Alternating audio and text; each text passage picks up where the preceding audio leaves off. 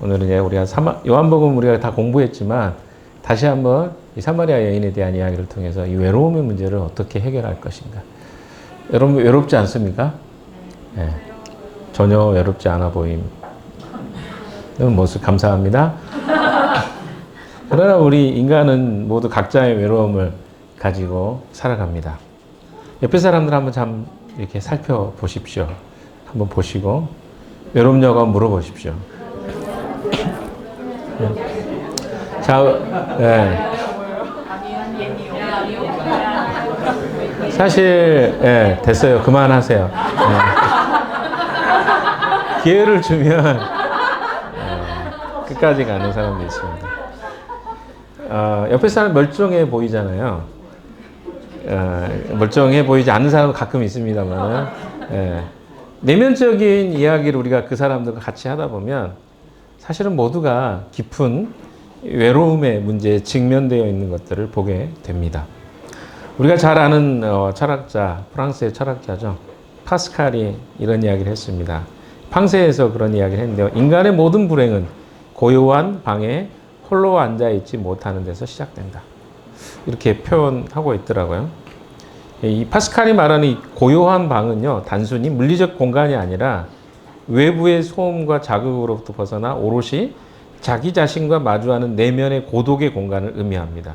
그러니까 외로움이라는 것들이 나중에 결론에 이 부분을 다시 이야기하겠습니다만은 실제로 이게 무엇인가에 대해서 깊이 독대하고 성찰해보지 않는 데서 오는 것이죠. 고독 자체는 나쁜 것이 아닙니다. 우리는 고독과 외로움을 똑같이 보는 현상이 있는데 때로는 우리는 고독할 필요가 있어요. 고독은 말 그대로 우리가 우리 자신의 내면의 문제를 직시할 때 나타나는 현상입니다. 그러나 외로움은 조금 다른 것 같습니다. 파스칼의 이야기 조금 더 보태면요. 파스칼이 이런 이야기를 합니다. 인간은 이 고독 속에서 자신의 비참함과 허무 그리고 죽음의 공포를 직면하게 되는데 그러니까 고독함을 통해서 우리 자신이 어떤 상태에 있는가를 직면하게 된다는 거죠. 그런데 이 고통스러운 진실을 견딜 수 없기 때문에 끊임없이 외부 활동, 기분 전환이나 오락이나 이런 것들로 우리가 이 상태를 도피하려고 한다는 것입니다. 파스칼은 인간이 이 고독을 회피하기 위해서 오락과 분주함에 몰두하지만 이것이 잠시 권태를 잊게 하는 궁극적인 불행을 가린다고 설명합니다. 또 좀 더 설명하면요. 인간은 끊임없이 무엇인가를 추구하고 이야기하며 그 과정에 몰두하여 시간을 흘려 보내려 한다는 것입니다. 왜냐하면 이 모든 행위가 멈추고 홀로 남겨지는 순간 삶의 근원적인 공허함과 무의미함이라는 진짜 불행을 직시하게 되기 때문이라는 것이죠. 그래서 파스칼은 이 고독의 고통을 회피하려는 행위 자체를 인간의 비참함의 증거로 보았습니다. 그러니까 사람들이 자기 자신의 실체를 보는 것을 회피한다는 거예요. 그래서 그것 중에 가장 대표적인 게 뭡니까? 엔터테인먼트, 즐거움이라는 것으로 나의 상태를 자꾸 회피하고 포장하려 한다는 것입니다. 그러면 여기서 우리가 좀 생각해 봅시다. 외로움의 근원. 외로움은 왜 우리에게 존재하는 걸까요? 사실은 하나님께서 우리를 창조하실 때 우리를 관계적 존재로 인간을 창조하셨습니다. 성경은 인간이 관계적인 존재로 창조되었음을 분명히 이야기하십니다. 외로움은 단순히 혼자 있는 상태가 아니라 다른 사람이나 하나님과의 단절을 느낄 때 발생하는 마음의 상태입니다. 그러니까 우리가 외로운 이유가 뭐냐면 누군가와 하나님 또는 나와 또 다른 사람과 연결돼 있고 싶은데 그것이 어떻게 관계적으로 단절돼 있다고 느끼는 상태를 외로움이라고 이야기한다는 것입니다. 이런 마음의 상태죠. 원래 하나님께서 창세기에 보시면 사람이 혼자 사는 것이 좋지 아니한다. 그게 창세기 2장 18절의 이야기입니다. 우리 결혼을 앞두고 있는 수빈이가 있는데 왜 결혼하려고 하세요? 이혼하는 사람도 많은데. 제가 인구 통계를 보니까, 그러니까 작년하고 올해하고 조금 다르긴 하지만, 결혼을 한 쌍이 하잖아요.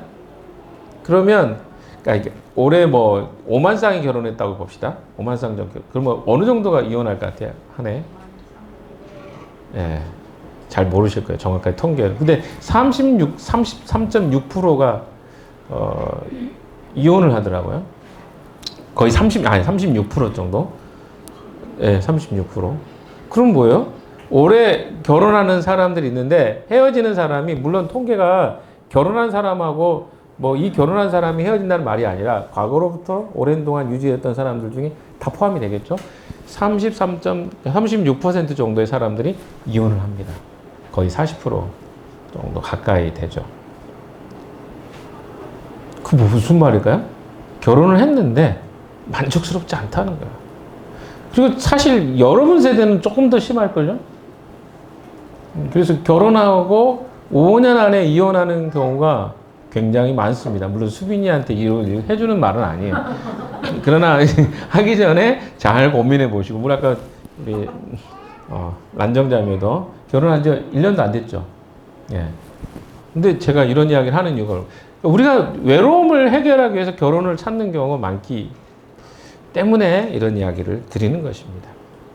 하나님의 창조 질서 속에서 하나님은 아담을 창조하신 후에 사람이 혼자 사는 것이 아름답지 않다, 좋지 않다. 그래서 돕는 배필을 지어 주셨습니다. 이것이 하나님이 태초에 천지를 창조하시고, 또 어떻습니까? 그 타락하기 전에 상태의 사람들에게 주신 권면의 아주 좋은 메시지였죠. 여러분, 좀 여기서 좀 생각해 보시면요. 왜 이 세상에 사는 사람들이 일부일초로 사는지를 한번 생각해 보세요. 뭐 중동은 일부 다쳐도 있고 그렇잖아요. 근데 저도 곰곰이 생각을 많이 해봤어요. 뭐 2부 1초도 괜찮을 수도 있고, 일부 항상 가부장적인 관점에서 생각하지 말고, 남자가 5이고 여자는 하나님도 행복할 수 있잖아요. 생각해보면 이 세상의 관점으로.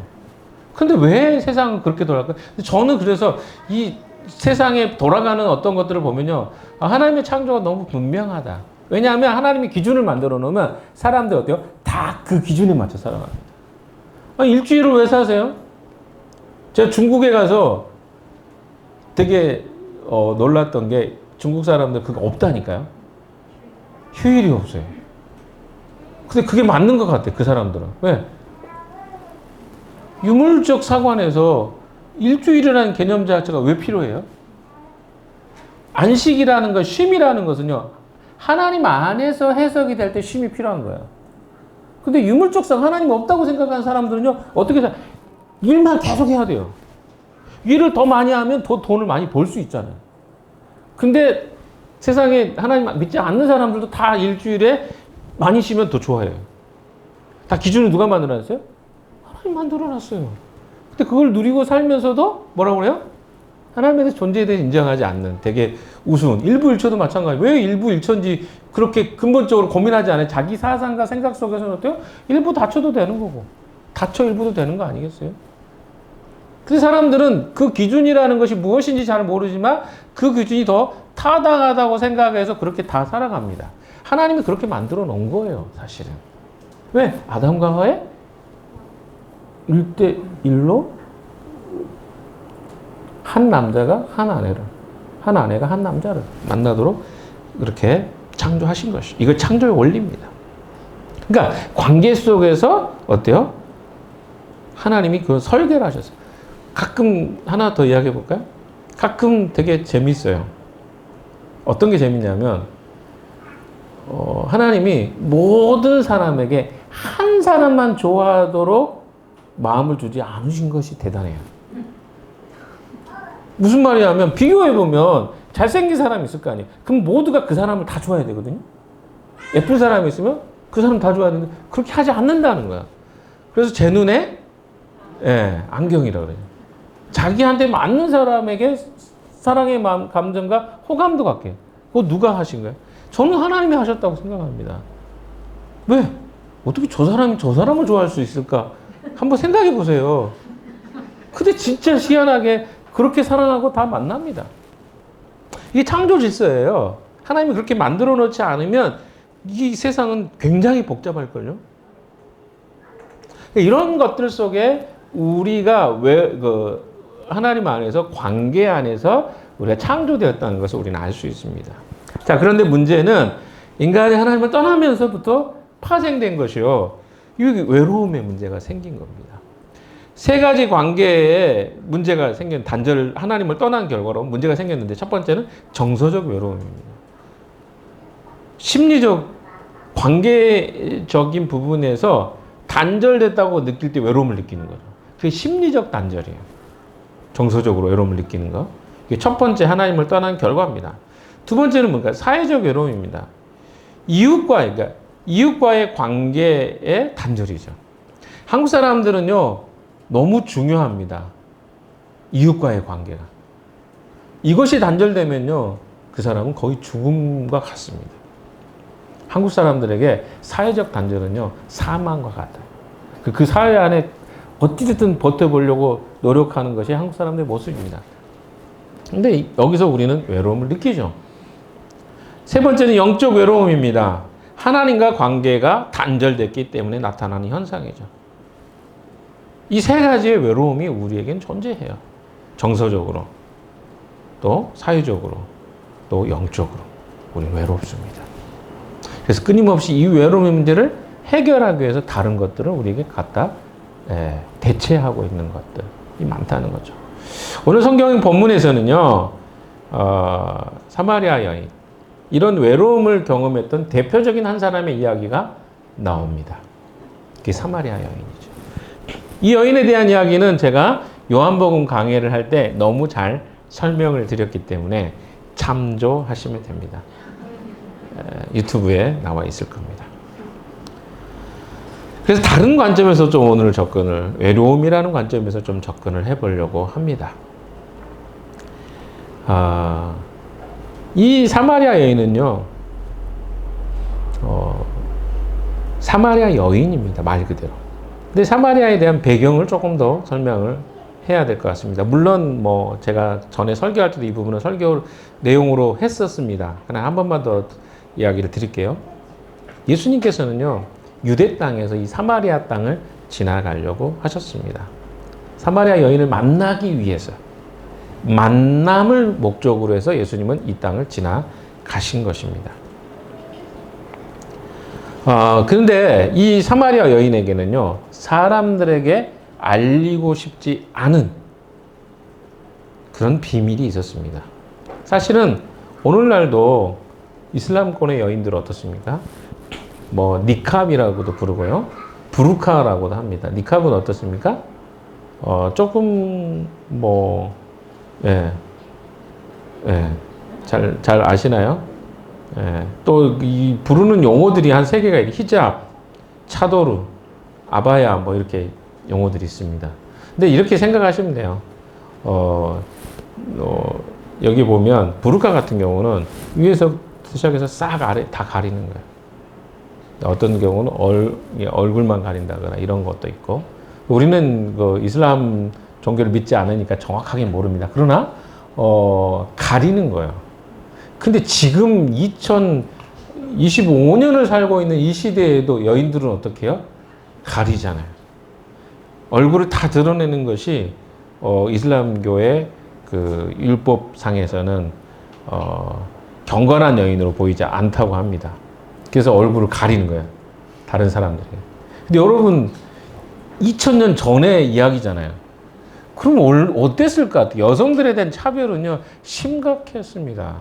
우리가 생각하는 것보다 훨씬 더 심각했던 시대입니다. 그 시대의 여인을 한번 생각해 보십시오. 지독한 외로움, 사회적 단절, 또 사회적 지탄, 그럼에도 불구하고 그 외로움을 해결할 수 없었던 한 여인이 있었습니다. 그 여인을 우리는 사마리아 여인이라고 지칭할 수 있겠습니다. 이 여인은요, 예수님과 이야기 속에 나오잖아요. 4장 18절 이하에 보면 그런 내용이 나오죠. 남편이 5이 있었습니다. 그러니까 쉽게 얘기하면 5번 결혼한 거예요. 지금은 남편이 아니라 그랬으니까 6번째 대상입니다. 그러니까 외로움을 해결하기 위해서 이 여인은 무엇을 선택한 겁니까? 남편이. 근데 보니까 남편은 꼭 아닌 것 같아요.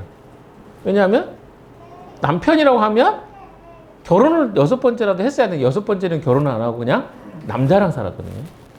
결혼 상태가 아닌 거예요. 2000년 전의 시대에 그런 여성은 어떻게 될까요? 사람들에게 손가락질 받는 여성이죠. 지금도 우리나라의 사회에서는 재혼만 했다고 해도 조금 표정이 좀 보이지 않게. 지금은 이제 그런 것들이 많이 없어졌어요. 그러나 제가 결혼 막 했을 때 2000년대 초반만 해도 굉장히 사회적 분위기가 그렇게 호의적인 모습은 아니었습니다. 그러니까 이 불과 20년 사이에 이렇게 변했지만 2000년 전이라고 생각해 보면 이 시대에 이 여인은 어떤 여인으로 느껴졌을까요? 굉장히 건강하지 않은, 사회적으로 봤을 때 이 여인은 좀 문제가 많은 여인이라고 지칭받을 만한 그런 여인입니다. 근데 그 여인은 어때요? 문제가 있는 거죠. 외로움의 문제를 무엇으로 찾은 거예요?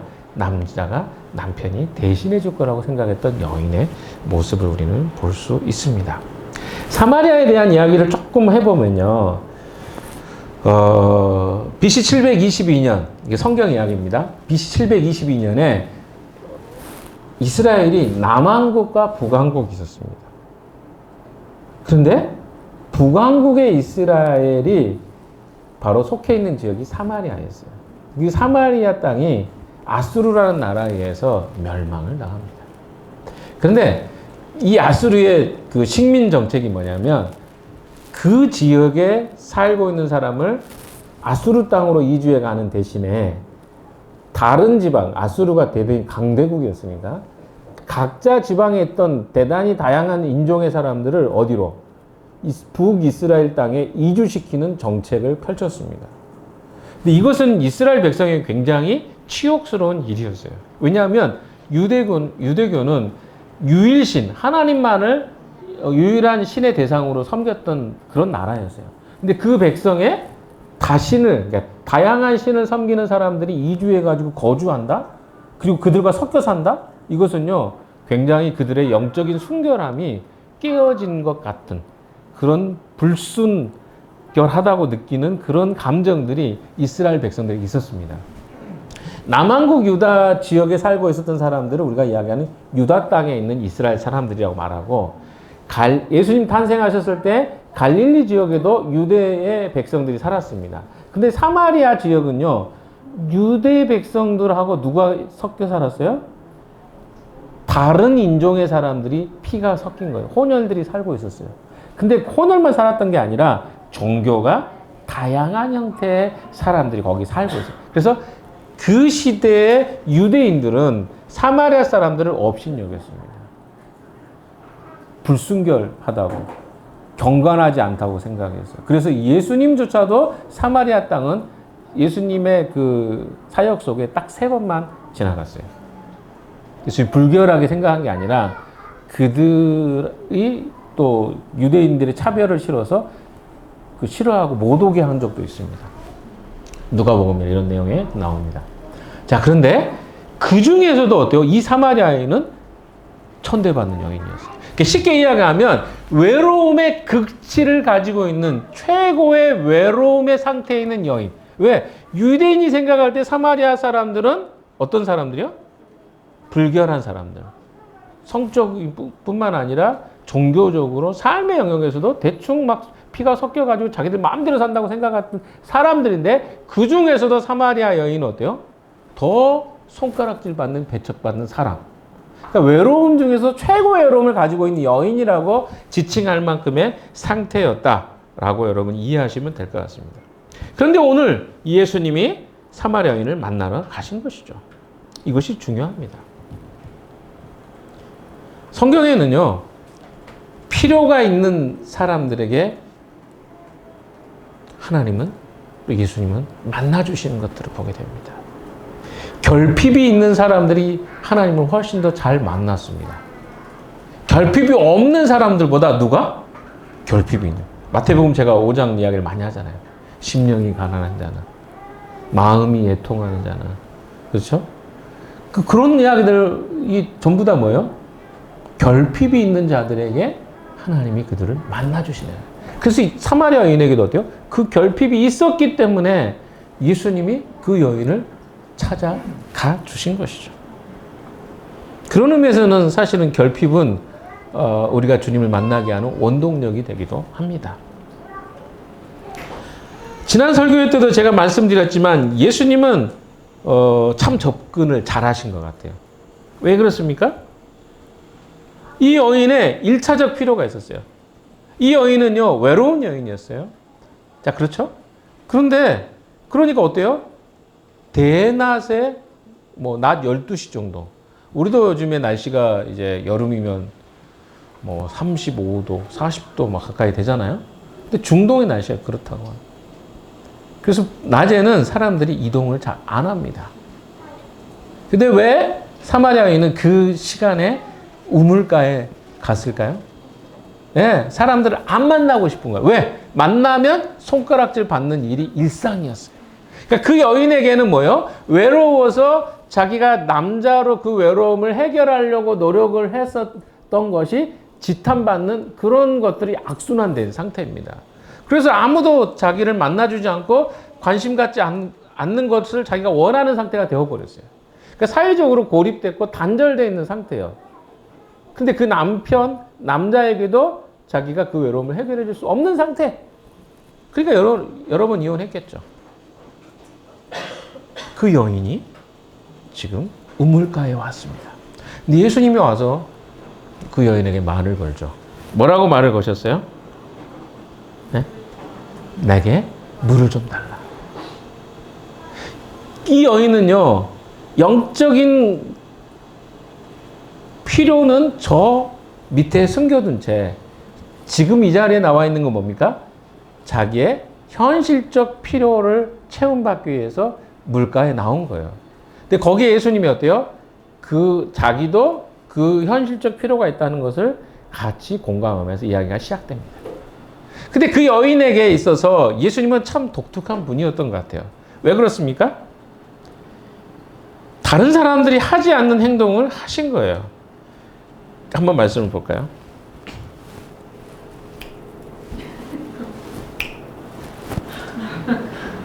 저를 보세요. 앞에. 네. 7절, 8절 좀 보시면 돼요. 너무 열심히 적지 마세요. 당신은 열심히 적지 마세요. 이거 오늘 대체로 한 겁니다. 우리 창우 형제 허리가 아파가지고 병원에 입원했다가 오늘 퇴원해서 원래 해야 되는데 우리 가람이가 대체로 했는데 조금 정신이 없을 수 있어요. 주영 이름도 올라가고 이런 거에선 신경 쓰지 마시고. 네, 괜찮습니다. 근데 보시면 7절에 보시면요. 예수님께서 그 여인에게 물을 좀 달라고 이야기하시는데 9절 한 번만 갑시다. 9절에 보시면요. 뭐라고 이야기하냐면 선생님은 유대 사람인데 어떻게 사마리아인 나에게 물을 달라고 하십니까? 이 표현 속에 하나에 뭐가 있는 거예요? 간극이 있다는 걸 보여주죠. 유대 사람들은 말도 안 걸어요. 누구한테? 사마리아 사람들은. 더군다나 여인에게 말을 거는 것은 더 이상한 일입니다. 그러니까 지금 두 개의 간극을 뛰어넘는 거예요. 유대인이 사마리아인에게 이야기하는 것, 첫 번째. 간극을 뛰어넘은 거죠. 두 번째 뭘 뛰어넘었어요? 남자가 여자에게 이야기하는 거, 그것도 안 됐다. 우리나라 조선시대만 해도 어때요? 한국의 교회들 보세요. 기역자, 이렇게 십자 형태 됐잖아요. 왜? 남자가 여자 얼굴 못 보게. 처음에 우리나라 그렇게 교회가 됐습니다. 남자들은 따로. 지금도 그래서 시골 교회들은요, 남자 따로, 여자 따로 앉아요. 그래서 이 줄은 남자 줄, 이쪽 줄은 여자 줄. 우리도 좀 살짝 그런 느낌이 있네. 여기 남자들 이렇게 4명. 예. 지금 뭔가 분리된 느낌이 있잖아, 살짝. 근데 그 뭐냐면 시골 교회는요, 진짜 그렇게 앉아요. 제가 다녔던 교회는 100년이 넘은 교회인데 딱 앉으면 이쪽은 남자 집사님들, 장로님들, 이쪽은 여자. 지금도 그래. 근데 어떻겠어요? 이 시대에 이걸 넘어선다는 것은요, 대단히 어려운 일입니다. 근데 예수님은 뭐예요? 이 여인을 만나기 위해서 어때요? 그 장벽을 뛰어넘는 거예요. 우리가 누군가를 만나, 요즘 뭐, 찾는 이를 만난다 그러는데 거기에는 뭐가 있을까요? 간극이 있는 거야. 왜? 우리가 예수님을 만나는 것도 간극이 있기 때문에 못 만나는 거거든요. 그러니까 내가 뭐가 믿고 있는 바가 있는 거예요. 그러니까 그것 속에서 예수님을 내가 교회를 다닌다? 또 예수님이 누군가를 공부한다? 여기에는요, 되게 간극이 있어요. 그러니까 어때요? 진짜 예수님이 어떤 분인가를 알기 전에 사람들이 다 포기해버리는 거야. 왜? 간극이기 때문에. 이런 간극도 있지 않습니까? 일반적으로 우리가 전도하는 방식이 뭡니까? 교회 다니세요? 예수 믿고 천국까지, 뭐라고 하죠? 예수천당? 불신주요. 그러면 듣는 순간 어때요? 대단히 불쾌하잖아요. 내가 예수 안 믿어도 난 지옥 간다는 거야? 이 말을 듣고 기분 좋아하는 사람 누가 있겠어요? 근데 그거를 끊임없이 이 21세기에도 계속 한단 말이에요. 그러니까 사람들이요, 기독교인들에 대해서 뭐라고 생각해요? 대단히 독선적이다. 뭐요? 이 간극이 있다는 사실들을 인정하지 않는 거야. 내가 믿고 있는 게 옳고 너는 그걸 받아들여서 마치 있죠? 내가 너에게 은혜를 베푸니까 네가 수혜를 받고 나 때문에 너는 횡재한 거야. 뭐 이런 느낌을 주는 거죠. 이게 우리가 전도하는 방식하고 연관이 돼 있습니다. 그러니까 사람들 어때요? 예수가 누군지 알기도 전에 나는 그런 거 싫은데? 나 없어도 상관없는데? 이런 거예요. 예수님은요, 지금 보십시오. 이 여인에게 그걸 요구한 게 아니라 예수님 스스로가 그 간격을 뛰어넘고 계신 것입니다. 이 두 가지의 간격을 뛰어넘으셔서 이야기를 하는 거예요. 유대 사람은 사마리아 사람과 상종하지 않기 때문이다. 여기 다 친절하게 세 번역에 설명도 되어 있어요. 원래 이렇게 안 한다는 거예요. 근데 그걸 뛰어넘어서 이 여인에게 질문하고 있는 거죠. 그 다음에 질문을 보십시오. 10절에 같이 한번 읽어볼까요? 시작. 예수께서 그 여자에게 대답하셨다. 내가 하나님의 선물을 알고 또 너에게 물으려는 사람이 누구인지 알았더라면 도리어 내가 그에게 전하였을 것이고 그는 너에게 생수를 주었을 것이다. 예. 예수님은요, 단지 영적인 의미로 이제 이야기를 좀 하죠. 뭐요? 하나님의 선물을 알고 또 너에게 물을 달라는 사람이 누구인지 알았다면 영적인 의미입니다. 그런데 어때요? 이 여인은 못 알아먹어요. 11절 한번 봅시다. 여자가 말합니다. 선생님에게는 두레박도 없고 이 우물은 깊은데 선생님은 어디서 생수를 구하시는? 그러니까 지금 영적인 이야기를 했는데 이 사람은 어때요? 지금 물에 관심이 지금 가 있는 거예요. 물 쪽으로. 그럼 자기는 물을 기르러 왔기 때문에. 그리고 선생님도 물 필요하다고 하지 않았습니까? 이제 이런 거죠, 아직. 근데 예수님은 그것을 영적인 관점으로 이야기를 하신 거예요. 근데 못 알아먹고 있다는 걸 알게 됩니다. 자, 그런데 뒤에 보시면 12절에 보세요. 이 여인이 가지고 있는 고민이 하나 거기서 툭 튀어나옵니다. 12절 같이 읽어봅시다. 시작. 선생님이 우리 조상 야곱보다 더 위대하신 분이라는 말입니까? 그는 우리에게 이 우물을 주었고 그와 그 자녀들과 그 가축까지 다 이 문에 만들어졌습니다. 성경에 나오는 야곱의 이야기입니다. 사마리아 사람들도 야곱의 이야기는 알고 있어요. 왜냐하면 사마리아 지역이 야곱이 파놓은 우물이 있었거든요. 그래서 이 야곱이 그 사마리아인이 가지고 있는 인식의 한계 속에서는 가장 위대한 존재예요. 그래서 자기가 알고 있는 그 위대한 존재인 야곱보다 예수님이 더 뛰어난가를 물어본 겁니다. 그러니까 자기의 인식 속에서 가지고 있는 한계가 예수님의 영적 질문 속에 튀어나온 거예요. 그걸 끄집어낸 거예요. 이건 능력입니다. 왜 아무나 그 이야기를 하지 않아요? 아니, 만나자마자 내가 어떤 이야기를 했는데 갑자기 영적인 고민을 막 이야기할 사람이 어디서 저는 남편이 요즘에 저 속을 썩여서 괴로워요. 한마디 했더니 갑자기 막 툭 튀어나와. 그럼 이 사람은 진짜 아무도 없어서 누구나 붙잡고 하소연하고 싶어서 하는 거야. 그거 말고 진짜 내적 고민인 사람은 잘 이야기 안 합니다. 부부관계 어떠냐고 물어보면 누가 거기서 만나자마자 아무나 대놓고 이 죽일 놈. 내가 이 사람 때문에 지금 속상해 죽겠 이렇게 말할 사람이 누가 있겠냐는 거예요. 여러분한테 누가 질문해 결혼하신 분들 부부 생활 잘 하고 계시나요? 결혼해서 저희 좋아요. 남편이 엄청 잘해줘요. 와이프가 얼마나 저를 사랑해서 매일 밥을 해줘요. 이거는 처음 만난 사람에게 할 수는 있겠죠. 근데 어때요? 진짜 우리가 좋기만 합니까? 제가 결혼 생활 26년째 하고 있어요. 1월 9일이면 만 26년이 되는데, 예. 제 딸이 1월 9일인데, 늘 헷갈려요. 1월 8일 날이,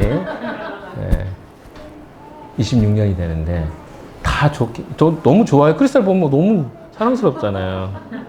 이번에 유럽에 잠깐 안식월 동안 여행 갔는데 너무 좋더라고요. 딱 한 가지. 제가 수동으로 운전을 했다는 것에 의해서 야단만 안 치면 너무 좋았는데, 야단 많이 맞았어요. 운전하고 후진 넣을 때마다 야단 맞았거든요. 아무튼 좋은데 안 좋기도 하거든요. 크리스탈도 그랬겠죠. 당신은 다 좋은데 운전을 할 때 난 너무 싫어. 막 이렇게. 있어요. 우리가 스트레스 받는 부분이. 근데 누군가를 만날 때 처음부터 그렇게 말하는 사람이 없다는 거예요. 영적인 영역은요, 그런 영역들을 건드려 줄 때만이 나오는 거예요. 근데 이게 바로 우리가 전도할 때 굉장히 키포인트거든요. 누군가는 다 이 세상은요, 고민이 있고 갈등이 있고 염려가 있고 문제가 다 있습니다.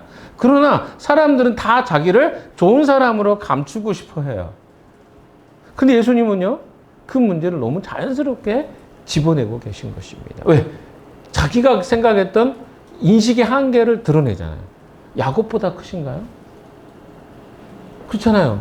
왜냐하면 자기가 생각할 때 이 우물 때문에 이 사마리아 지역에 있는 사람들이 다 물 마시고 사는데 어떻게 그분보다 더 뛰어난 분이세요? 어떻게 나한테 물을 준다는 거지? 이런 거예요. 되게 웃기지만 이게 우리가 볼 때는 웃기지만 그 사람의 인식 속에서는 이게 솔직한 고백인 거죠. 13절로 가봅시다. 같이 한번 읽어봅시다. 시작. 예수께서 말씀하셨다. 이 물을 마시는 사람은 다시 목마를 것이다. 너는 맞는 말이에요. 이 물을 마시면 다시 목마른다. 근데 예수님은 단순히 물이 아니라 물과 영적인 것들 왔다 갔다 하십니다. 14절 읽어봅시다. 시작. 그러나 내가 주는 물을 마시는 사람은 영원히 목마르지 내가 주는 물은 그 사람 속에서 영생에 이르게 하는. 이거는 뭡니까? 물이 아니고 예수님이 주는 영적인 진짜 생명의 생수를 이야기하는 거야. 근데 이거를 이 사마리아인이 못 알아먹는 거죠. 15절 가봅시다. 시작. 그 여자가 말하였다. 선생님 그 물을 나에게도 내가 목마르지도 않고 또 물을 길러 여기까지 나오지도 않게 해주십시오. 이 여인은 그 생수가 예수님이 말하는 영적 생수라는 말은 이해하지 못하고 뭘로 생각한 거예요? 물을 마시는 그 생수가 계속해서 길러지는 무슨 뭐라 그러죠? 워터 캡슐이나 이런 걸로 생각한 거죠. 없었겠지만. 그 물이면 나도 여기 안 오고 불편하지 않아도 좋겠다. 이런 걸 생각한 거예요. 그러니까 어때요? 그거 나도 주세요. 한 거예요. 예수님 무슨 이야기예요? 영적인 이야기입니다. 이 지금 뭔가 안 맞은 것 같으면서도 하나씩 뭐가 맞춰져 가고 있죠. 예수님 말하는 의미가 뭔지를 하나씩 찾아가고 있는 중입니다. 근데 이 여인이 찾아가는 게 아니라 예수님이 찾게 해주시는 거죠. 17절. 16절입니다. 미안합니다.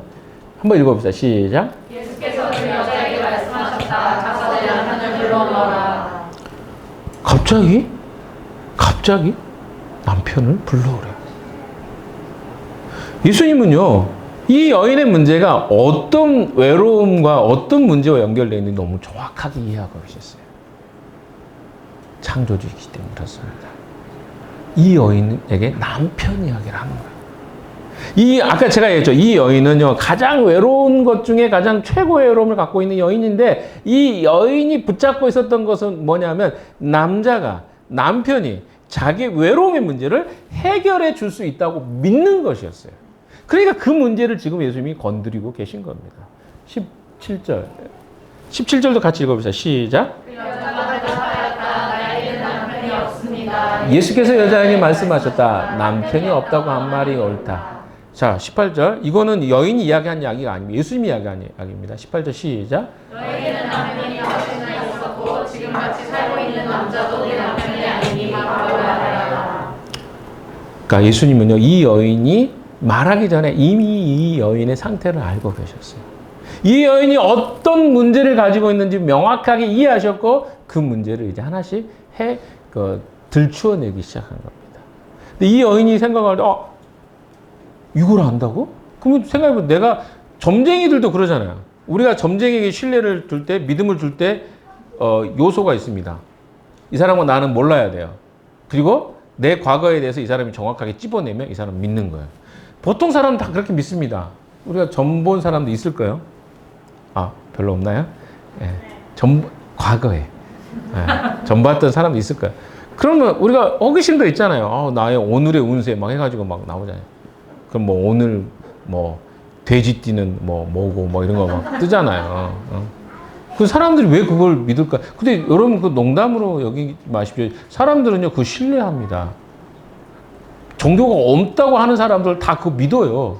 그러니까 자기가 무신론이라고 말하면서도 그런 자기의 운명론적인 이야기, 어떻게 보면 그 담론으로 이야기할 때는 그게 되게 우스운 이야기지만 지나가는 이야기 속에서는 다 사람들이요 뭔가 자기 자신에 대한 불확실성과 미래가 온전하지 않기 때문에 붙잡고 싶은 어떤 것들이 있단 말이에요. 그래서 그런 것들을 다 신뢰한다는 거죠. 자, 예수님은 그런 의미에서는 신령한 사주풀이 이런 거죠. 그 사람들이 생각할 때. 그러면 사람들이 신뢰한다니까요. 그래서 이 사람 용해. 그래서 사람들 돈이 많은 사람 어때요? 1,000만 원, 2,000만 원 갖다 주고 미래 대통령이 누가 될 것 같습니까? 이거 맞추는 거거든요. 왜? 자기의 운명이 달려 있으니까. 그러면 그 돈을 투자해도 아깝지 않다고 생각하는 그 신뢰를 그렇게 주는 거예요. 그러니까 이 여인에게 있어서 예수님은요, 자기 남편이 말도 안 했는데 5이 있다는 것도 알고 지금 남자가 자기 남편이 아니라는 것도 이걸 알아버렸어요. 그럼 무슨 생각하겠어요? 신뢰가 확 가죠. 어떤 신뢰일까요? 선지자나. 선지자라는 걸 당시의 선지자는 어떻습니까? 내 미래의 일들을 예언할 수 있는 사람은 선지자라고 생각했어요. 그래서 예수님은 어디까지 온 겁니까? 처음에는 일반 좀 독특하시네 생각했는데 선지자인가? 여기까지 온 거예요. 처음에는 관심 없었는데 이제 대화에 한 몇 분밖에 안 됐는데 지금 어디까지 올라온 거예요? 굉장히 선지자이신가? 진짜인 것 같은데? 여기까지 온 거예요. 이 잠깐에 7절부터 18절 얼마나 대화가 됐겠어요? 한 5분? 10분? 이 사이에 어때요? 신뢰감이 확 올라간 거예요. 예수님 그걸 다 알고 계셨어요. 19절 한번 가봅시다. 19절 시작. 여자가 말하였다. 선생님, 내가 보니 선생님은 예언자이십니다. 그렇죠. 예언자라. 여기까지는 이제 이야기가 됐습니다. 사람 마음의 문이 열리는 것은 시간이 필요합니다. 그걸 정확하게 이해하고 포인트를 건드려주면 사람의 마음이 바뀌어요. 생각도 바뀝니다. 제가 북한 사역자로 오래 사역을 했었기 때문에 북한 사람 이야기를 많이 듣고 싶고 오늘도 좀 그걸 유튜브로 들었어요. 근데 북한 사람들이 뭐라고 하는지 아십니까? 자기가 마음이 바뀌게 된 거. 그러니까 어떻게 해서 남한이 북한보다 잘 살다? 아니면 북한에서 말했던 게 잘못됐다. 이걸 확인하는 방법이 있어요. 뭔지 아세요? 사람들이 이야기 하는데, 자기들이 공항에서 이제, 국정원이 예전에 뭐였죠? 아니, 하나원이나 아니면, 국정원에서 이제 조사하는 데 가는데, 자기가 생각한 게 뭐냐면, 커튼을 다 가리니까 앞에만 보이더래. 앞에만 보이는데 차들이 엄청 많더래. 그래서 무슨 생각하냐면, 이 우리한테 이 남한이 좋다는 걸 설득시키기 위해서 다른 동네에 있는 차들을 다 여기다 갖다 놨구나. 이렇게 생각한다는 거야. 근데 이 이야기를 내가 여러 번 들었어요. 그 사람들이 무슨 생각하냐면, 북한에 살았을 때 북한 사람들은 그런 식으로 하는 거예요. 실제로 그렇게 해요. 예를 들어서 김정일이나 김정은이 어디 시차를 간다. 그러면 여기에 동네가 뭐가 없어요. 그러니까 어때요? 평양에 있는 물건을 원래 갖다가 전시를 해요. 전날. 그러면 이제 김정은이 떠나가, 여기 잘 하고 있구만. 이렇게 한단 말이에요. 그리고 끝나면 어떻게요? 다 정리해가지고 또 다시 다른 데로 옮긴단 말이에요. 이런 식으로 한다. 그게 북한의 모습이다 보니까 남한도 그렇게 할 것이다 생각을 한 거예요. 자기가 들었던 것들을 확인하고 점검하면 사람이 마음이 바뀌는 거예요. 아니네? 뭐 청계천을 어떤 사람은 찾았대요. 뭐 청계천에 가면 가난한 사람들이 뭐 거기서 뭐 이렇게 하고 있는 그런 이야기를 들은 거죠. 청계천에 갔더니 없는 거야. 또 뭐 자기가 세 군데를 확인했다고. 동두천에 가면 뭐 거지들처럼 뭐 미군들 뭐 군 갔다 왔고 막 이런 것들이 뭐 있다고 해가지고 거기 가서 확인해봤는데 거기도 없어. 달동네 갔더니 달동네에도 가전제품 다 있고 막 이런 거. 그래서 자기가 생각해 거기서 무너졌다고 하더라. 외교관이 이야기를 하더라. 그러니까 무슨 말이냐면 자기의 신념 체계가 바뀔 때는 뭔가 자기가 어때요? 알고 있는 어떤 생각으로부터 새로운 사실들이 인식될 때 사람 마음이 바뀝니다. 그러니까 지금 이 여인의 입장에서는요, 예수님의 이런 이야기들은 어때요? 예수님에 대한 신념, 자기가 알고 있던 세상으로부터 뭔가 변화가 생길 때 나타나는 현상이에요. 예언자로 인식한 겁니다. 여기까지 너무 잘 왔어요. 근데 그 여인에게 또 다른 문제가 있습니다. 20절 한번 읽어봅시다. 시작. 우리 조상은 이 산에서 예배를 드렸는데 선생님네 사람들은 예배드려야 할 곳이 예루살렘에 있다고 합니다. 자, 이 여인에게는요, 영적인, 그러니까 지금 처음에는 뭐였어요? 물질적 필요였어요. 어떤 필요? 물 마시는 문제였죠. 근데 어디로 가요? 영적인 문제까지 지금 나온 거예요. 어떤 영적인 문제입니까? 예배 드리는 문제예요. 자기가 알고 있는 그 생각은 뭐냐면 여기가 그리심산이거든요. 사마리아에 있는 그리심산인데 이 그리심산에서 예배를 드리는 것이 옳다고 생각을 했어요. 그 유대인들을 주장할 때 예루살렘에서 예배를 드려야 된다. 이 문제로 그러니까 자기가 가지고 있는 영적인 문제까지 이제 접근이 된 겁니다. 한번 넘어가 봅시다. 21절 읽어봅시다. 시작. 예수께서 말씀하셨다. 여자여 내 말을 믿으라. 너희가 아버지께 이 산에서 예배를 드려야 한다거나 예루살렘에서 예배를 예수님은요 파격적인 부분이 그 당시에서 왜냐하면 유대인들은 무조건 어디서요? 예루살렘. 사마리아인들은 어디? 그리심산. 그냥 이 싸움이 있었단 말이야. 그래서 거기서 해답이 안 나는 문제를 갖고 있는데 예수님 답을 딱 주셔요. 무슨 답을? 그것도 아니고 이것도 아니야. 그럼 이 여인의 입장에서 뭐예요? 뭐지? 호기심이 더 생기지 않겠어요? 22절 한번 읽어봅시다. 시작. 너희는 너희가 알지 못하는 것을 예배하게 하고 우리는 우리가 아는 분을 예배한다. 구원은 유대 사람. 여기서 하나님 하나 정리해 줍니다. 너희는 문제가 잘못했어. 그것은 원래 성경이 이야기하고 있는 내용은 아니야 라고 정리가 됩니다. 유대인들의 그 예배 초소죠. 예루살렘에서 예배 드리는 게 맞아. 이건 정리를 해 주셨어요. 원래 유대인들에게 주신 이 복음이라는 것이 더 맞아. 그런데 23절 가봅시다. 그런데 이제 그 다음 이야기입니다. 시작. 참되게 예배를 드리는 사람들이 영과 진리로 아버지께 예배를 드릴 때가 온다. 지금이 바로 그때다. 아버지께서는 이렇게 예배를 중요한 거는 너희가 드리는 방식은 아니지만 근데 유대인들의 방식도 사실은 아니야. 뭐예요? 신령과 진정으로 예배 드릴 때가 온다. 근데 지금이 그때다.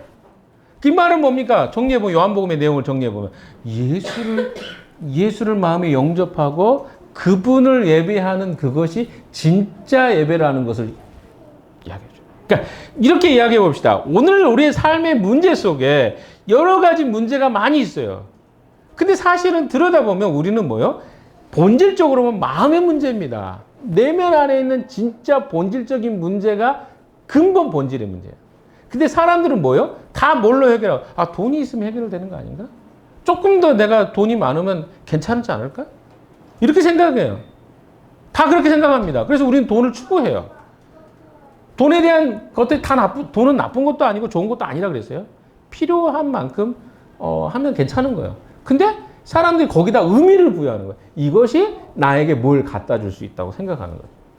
이게 사람들이 가지고 있는 문제예요. 생각이에요. 근데 여기서 예수님이 말씀하고 있는 건 뭐냐면 진짜 본질은 뭐냐면 예수님을 만나면 우리 인생의 진짜 마음 안에 있는 그 문제의 것들이 해결될 수 있다라고 하는 것에 지금 예수님은 말씀을 하고 계신 거예요. 과연 그렇게 될까?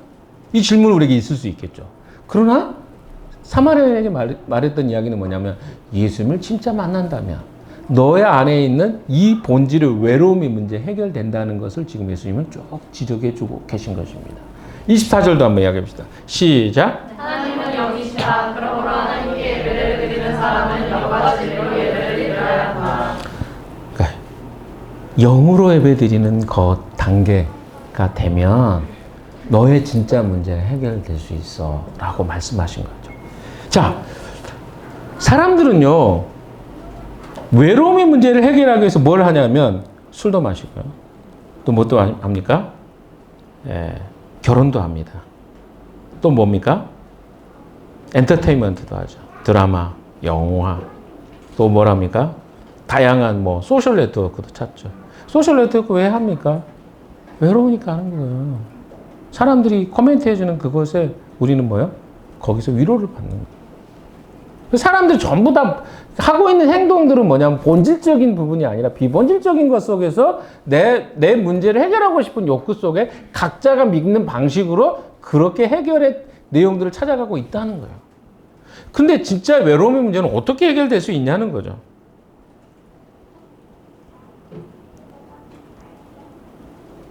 사람들은 포장합니다. 뭘로 포장합니까? 난 남편이 있으니까 괜찮아. 이 남편이 나에게 이 외로움을 해결해 줄 수 있다고 믿는 것으로 포장해요. 내 아내가 있으니까 내 아내가 있기 때문에 나는 외로움이 있음에도 불구하고 그게 해결됐다고 스스로 치부하는 거예요. 그럼 반대로 싱글인 경우는 이렇겠죠. 내가 지금 외로운 거는 남자를 못 만나서 그래 라고 생각할지 모르겠어요. 우리 교회 자매들하고 내가 이번 주에도 이야기하고 다 그런 내용들이 많습니다. 우리는 그것에 속아서 살아요. 그래서 사실 본질적으로 결혼한 사람이든 아닌 사람도 한번 생각해 봅시다. 그게 진짜 본질일까요? 외로움의 문제는 그 본질이 아니에요. 왜? 처음에 제가 얘기했는데 하나님을 떠난 결과로 파생된 것들인데 그 문제가 해결되지 않는 상태에서는 다른 어떤 걸로 우리가 포장을 하고 가려도 이 문제는 해결되지 않는다는 거예요. 파스칼이 아까 파스칼로 시작했으니까 파스칼로 이야기를 마무리 좀 해봅시다. 파스칼이 한 말이 있죠. 사람에게는 하나의 큰 공간이 있다. 그것은 그 어떤 걸로 채울 수 없는 공간이 있다. 그것은 예수 그리스도를 통해서만 채울 수 있는 공간이다. 여러분 우리에게는요 이 외로운 문제는 실존적인 문제입니다. 왜냐하면 내 삶에 실제적으로 너무 피부로 다가오는 문제잖아요. 이 사마리아 여인이 겪었던 자신과 자신의 내 자신에 대한 그 사랑하지 못하는 모습이 있잖아요. 사람들은 나에게 칭찬하지만 나는 어떻게 해요? 나 자신에 대해서 만족하지 못하는 사람이 많습니다. 이게 정서적 외로움이거든요. 두 번째는 사회적 외로움. 이웃과의 관계에서 단절입니다. 나는 열심히 노력한다고 했는데 내가 내 자신의 삶을 돌아보니까 사람들하고 그렇게 친하지 않은 것 같아. 내가 그렇게 노력해 살았는데 나이가 많을수록 더 그런 거 많이 느낍니다. 우리 장영성도는 더 느끼게 60이 넘었으니까. 그쵸? 내가 이렇게 했는데 가족들하고도 단절된 것 같아요. 어머니 돌아가시고 나니까 가족들끼리 그래도 좋아진 것 같은데 또 이렇게 끊어지고 저렇게 끊어지고 그럼 뭐 무슨 생각이 돼? 나는 뭐 하고 살았지? 60년을? 이런 생각할 수 있잖아요. 그리고 직장 문제도 지금 또 다리도 아파가지고 직장에도 지금 안 돼. 그럼 단절감을 엄청 느껴요. 사실 나는 뭐지? 무가치감이 엄청나게 옵니다. 저도 사역자로서 30년 제가 28살부터 사역자로 살았으니까 거의 30년 돼가면 7년 사역을 했어요. 근데 내가 많은 사람들을 가르치고 성경 공부도 하고 했는데 돌아보니까 다 어디 갔지? 연락도 잘 안 되고 나도 연락하기도 싫고 막 이렇게 되기도 하거든요. 그럼 나는 뭐지? 이게 우리에게 굉장히 고통스러워요. 왜냐하면 내 삶에 대해서 내가 평가할 때 만족스럽지 못한 것들이 있거든요. 스스로가 그렇게 생각하는 거예요. 그래서 그걸 우리는 자꾸 어때요? 그 외로움처럼 느끼는 거예요. 인식이 되는 거예요. 나는 실패한 인간인 것처럼 느껴지고 사회적으로 고립된 것 같고 우리 수빈이 결혼해야 되는데 결혼식장에 아무도 안 온다고 생각해요. 굉장히 내가 뭐 했나 이런 생각이 든단 말이에요. 걱정하지 마시고 우리는 다 갈 거니까. 영적인 외로움도 마찬가지입니다. 하나님과 관계 단절로 생긴 거기 때문에 하나님과 내가 커넥션이 돼 있다고 생각하지 않을 때 오는 외로움이 굉장히 깊이 있습니다. 그래서 우리가 영적으로 잘 살지 못할 때 우리는 뭘 느낍니까? 굉장히 내가 무가치하고 의미 없는 존재라는 인식을 할 수밖에 없어요. 그러면서도 내가 어때요? 하나님을 떠나는 선택을 자꾸 해요. 이게 우리 안에 있는 해결되지 않는 문제들입니다. 근데 여기 소망이 있습니다. 예수님은요, 사회적 편견, 사람들의 편견을 뛰어넘어서 우리에게 다가오셨어요. 그래서 내가 생각하고 있는 이 단절의 문제, 외로움의 문제를 내가 해결할 수 없을 것 같지만 주님은 이미 해결책을 가지고 계시다는 거예요. 그분을 제대로 만나고 그분에 대한 이해가 새로워질수록 우리는 외로움의 문제로부터 해결받게 되는 것입니다. 예수님은 아주 섬세하고 세심하게 이 여인에게 접근하셨던 것을 아십니까? 선입견을 뛰어넘어서 영혼에 대한 한 영혼을 구원하겠다는 신념 속에 자기 자신이 가지고 있는 이 권한과 빌립보서 2장 5절에 하는 그가 근본 하나님의 본체이시다. 하나님과 동등됨을 취할 것을 여기지 아니하시고 스스로 종이 되어 오셨다고 이야기하십니다. 그러니까 예수님이 우리에게 이미 그런 형태를 가지고 다가오셨기 때문에 우리가 조금만 어때요? 손만 내밀면 이 문제를 해결받을 수 있다는 것이 성경의 이야기라는 것입니다. 사랑하는 여러분, 결론입니다. 우리는 현실적 필요가 있는 존재가 아니에요. 현실적 필요는요, 본질적 필요의 하나의 피상적으로 드러나는 현상에 불과합니다. 그러니까 본질적 필요가 있는 것의 한 부분으로 현실적 필요가 있는 것인데 자꾸 우리의 모든 문제를 현실적 필요의 문제로 본질적 문제가 해결될 수 있다고 믿는 현상입니다. 그렇지 않습니다. 본질적 문제가 해결되면요, 우리가 느껴진 현실적 문제들도 사실 해결이 됩니다. 그걸 우리가 잘 인정하지 않는 것 같습니다. 우리가 권력을 가지고 결혼을 하고 또 물질을 많이 가지고 좀 행복할 것 같습니다. 물론 있었으면 좋겠죠. 결핍이 해결되면 그것도 해결이 될 것 같은 생각이 우리는 끊임없이 가지고 있는 욕구입니다. 이건 욕구이고 욕망입니다. 그러나 성경은 이야기합니다. 진짜 필요는 예수 그리스도와의 바른 만남과 교제를 통해서만 해결될 수 있다는 것을 이야기해주고 있는 것입니다. 사마리아 여인은요, 숨기고 싶은 영역도 있었어요. 아무에게도 말하고 싶지 않았던 영역이 있어요. 그러나 예수님 앞에서 그 여인은 솔직하게 자신의 필요와 문제를 알게 되죠. 그때 사마리아 여인은 메시아 되신 예수 그리스도를 만나셨습니다. 저는 여러분들이 지금 그 자리에 서 있다고 생각합니다. 예수님과의 관계 안에서 이미 들어왔는데도, 관계권 안에 들어왔는데도 불구하고 여전히 내가 외로움의 문제, 내 삶의 본질적인 문제가 해결되지 않고 있는 분들이 있을 거예요. 그것은요, 진짜 그분 앞에 나의 문제를 내가 가지고 나아가지 않는다거나 혹은 내가 여전히 그분 앞에서 감추고 있는 것들이 있다거나 저는 그렇다고 생각합니다. 외로움에 대한 성경에서의 해결책은요, 성경은 이렇게 이야기합니다. 하나님의 관계 회복이 답이라고 이야기합니다. 성경은 외로움의 가장 깊은 근원은 하나님과 영적 단절 상태에 있기 때문에 그 공허함으로 우리에게 생기는 결핍이라고 이야기합니다. 그래서 주님을 내 마음 안에 계속해서 모시고 사는 거예요. 영접하는 것이 가장 기본적이죠. 예수님 만나는 것, 영접하는 그분과 지속적 교제를 갖는 것. 이것은 우리의 외로움의 문제를 해결하는 데 아주 중요한 해결책이라고 생각합니다. 두 번째는요, 공동체 및 타인과의 관계에서 해결을 할 수 있습니다. 공동체는 그런 의미에서 중요합니다. 그러니까 우리가 소셜 네트워크를 갖는데, 소셜 네트워크는 어떻게 갖는 거예요? 그냥 나랑 아는 사람과의 관계를 맺는 것을 소셜 네트워크로 생각할지 모르겠습니다. 근데 그것은 굉장히 얕은 관계란 말이에요. 아니, 내가 페북이나 인스타의 사람들하고 얼마나 깊이 관계를 맺습니까? 나의 문제를 다 압니까? 내가 누군지 이해하나요? 몰라요. 뭐만 봅니까? 나의 한쪽 부분만. 근데 우리는 이런 것만 만족하고 싶어하는 욕구가 굉장히 강합니다. 그러나 하나님이요, 교회라는 공동체를 통해서 뭐예요? 나의 진짜 연약한 부분까지 함께 나눌 수 있는 공동체를 통해서 나의 그런 외로움의 영역들을 회복하기를 원하셔요. 자꾸 우리는 어때요? 그 관계 속에 들어가면 아플 것 같으니까 자꾸 그걸 왜 멀리하고 그 좋은 경험이 없기 때문에 여러분 새로운 경험을 하셔야 돼요. 관계 속에서 그리고 또 우리 지체들도 마찬가지로 너무 아프게 하지 마세요. 가깝지 않은데 너무 아파가지고 도망가 버리면 진짜 회복되기 어렵습니다. 그러니까 우리가 어때요? 그 사람과 천천히 그 관계를 맺어가는 게 되게 중요한데 내가 너무 찔러대면 싫죠. 아픔이 더 크니까. 사랑하는 여러분, 이 한 주 동안 제가 좀 오랜만에 설명하니까 좀 길어요. 합니다. 그러나 얼마나 오랫동안 설명하고 싶은가 이해 좀 해주시면 돼요. 이번 한 주 동안 외로운 문제 주님 앞에 가지고 나십시오. PT도 하시고요. 우리가 어떻습니까? 우리가 또 열심히 공동체 안에서 외로운 모습에 솔직히 나 외로워. 맞아, 그런 것도 하세요. 내가 힘들 때 옆에 사람 해주고요.